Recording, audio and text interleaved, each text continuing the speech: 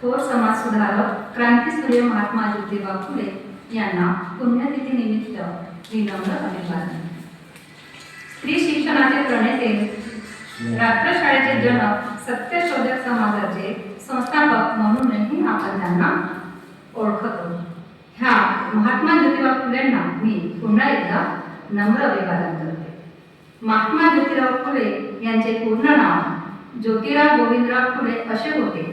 त्यांचा जन्म 11 एप्रिल 1827 रोजी पुणे येथे झाला। त्यांचा फुलांचा व्यवसाय होता। ह्या फुलांच्या व्यवसायामुळे ते फुले म्हणून ओळखले जाऊ लागले। त्यांचा विवाह वयाच्या 13व्या वर्षी होते तेव्हा सावित्रीबाई यांच्याशी विवाह झाला। ज्योतिबा फुले यांनी स्त्री शिक्षणासाठी अतोनात प्रयत्न केले।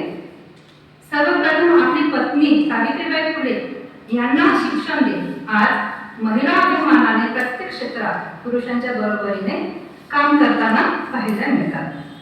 पुण्याच्या भेडेवाड्यात मुलींची पहिली शाळा काढली।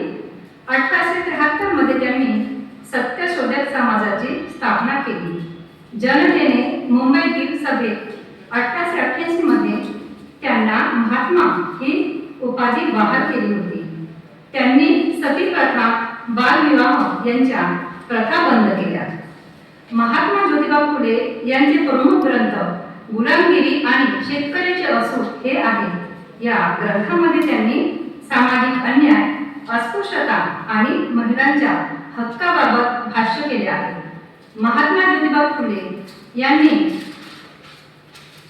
असं म्हणणं होतं त्यांचं, विद्येविना मती गेली, मतीविना नीती गेली, नीतीविना गती गेली, गतीविना नित्य गेले, वित्तविना शूद्र खचले, इतके अनंत एका अविद्येने केले।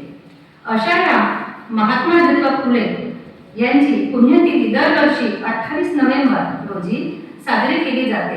त्यांनी 1890 मध्ये वयाच्या 63व्या वर्षी पुण्यामध्ये अखेरचा श्वास घेतला। अशा या महामानवास कोटी कोटी नमन।